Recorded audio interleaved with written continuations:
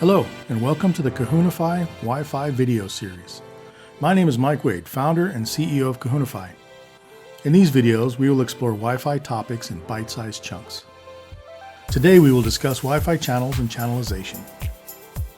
We're going to cover what Wi-Fi channels are, how they're organized, how they're used, and some Wi-Fi best practices. Let's get started. In the United States, the FCC regulates the use of radio spectrum. Wi-Fi lives in two bands of frequency on this spectrum, 2.4 and 5 gigahertz, soon to be 6 gigahertz. For more on this, check out our What is RF video. The IEEE, or the Institute of Electrical and Electronics Engineers, creates the rules or specifications that Wi-Fi operates under.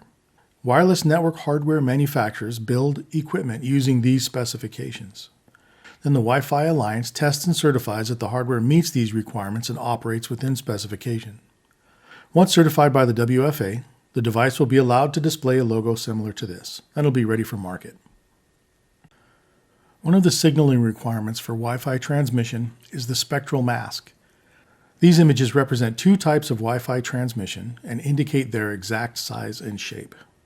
The image on the left is of a direct sequence spread spectrum, or DSSS. This is used with 802.11b and earlier. On the right is orthogonal frequency division multiplexing, or OFDM. This one is used with everything else, all the way up to 802.11ax or Wi-Fi 6. Adhering to these signal masks create the lanes or the channels that we see in Wi-Fi. Check out our blog for a more in-depth write-up on this subject. Now, why does this all matter? Let's look at 2.4 gigahertz first. 2.4 gigahertz has 11 channels available in the United States. They're numbered sequentially 1 through 11. Each of these channels has a center frequency. You can see that the channel 1 center frequency is 2.412 and channel 2 center frequency is 2.417, and then so on incrementally up to channel 11. If we do the math, that's only 5 megahertz between center frequencies. We said earlier that the spectral mask of 2.4 gigahertz is 22 megahertz wide.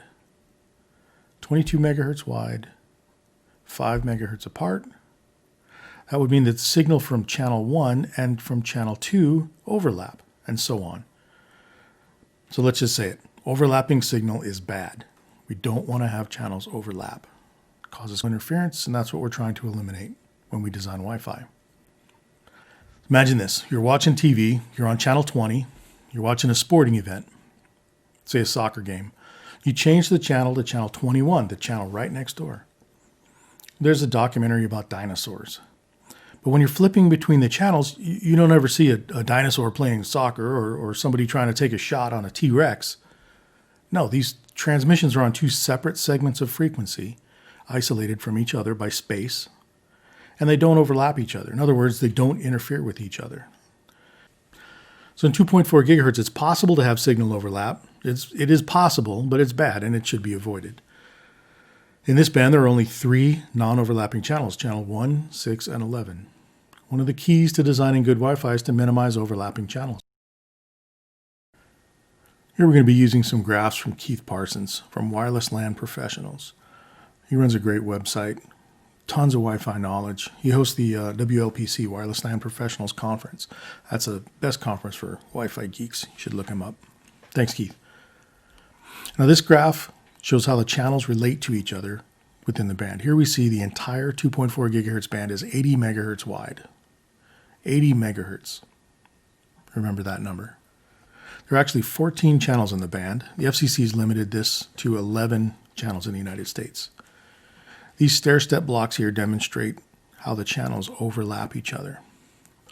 These color blocks down here on the bottom show the non-overlapping channels. And these blocks show 4 non-overlapping channels for use in other regulatory domains. Notice how they're just shifted. They're a little bit closer, but they're still considered non-overlapping channels. Now let's take a look at 5 gigahertz. This band has been provisioned very differently from 2.4 gigahertz. First thing we notice is there's much more frequency available in this band, 500 megahertz versus 80 in 2.4. This chart shows the frequency band in a contiguous block from beginning to end. However, Wi-Fi doesn't have access to the whole thing in the United States. Let's get rid of the sections we can't use. Okay, here we go. This is what we can use. Still a lot more than 2.4 gigahertz. Let's go through this graph. So the band is broken up into smaller unibands. Uni stands for Unlicensed National Information Infrastructure. You can see below here how these different bands have unique requirements, both in the United States under FCC jurisdiction and on other parts of the world in different regulatory domains. Let's go back to this section here. So far, we've only talked about 5 gigahertz channels as being 20 megahertz wide. This area here shows what the channels would look like if they're bonded or combined together. 20 megahertz channels can be bonded to 40 megahertz, 80 megahertz, or even 160 megahertz wide. One might assume that if 20 is good, then 80 or even 160 must be awesome. Well, it could be, except yours isn't the only wireless network out there.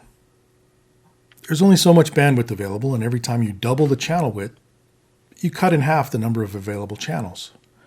For example, in 5 gigahertz, there's 25 20 megahertz channels available.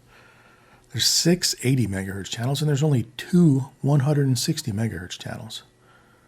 And never use 40 megahertz channels in 2.4 gigahertz. Just don't. Stick with 20. In this case, bigger isn't always better. The mantra in design when it comes to channel bonding is use the widest channel you can until you can't. Let's take a look at these channels in action. This is a view of DSSS in 2.4 gigahertz on channel 1.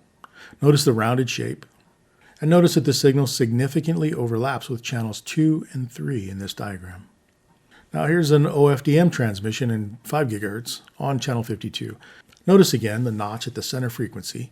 This time a flat top and receding shoulders. The shape's very different. An easy way to remember these differences between DSSS and OFDM is Homer and Bart Simpson. Homer with the rounded head represents DSSS, and Bart with the flat top is OFDM. Well, that's it for Wi-Fi channelization. I hope this helps. Let me just leave you with this.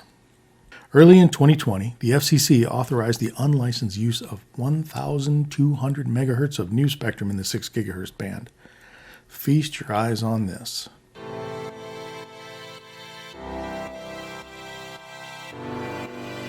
Thanks for watching. See you next time on Wi-Fi from the Ground Up.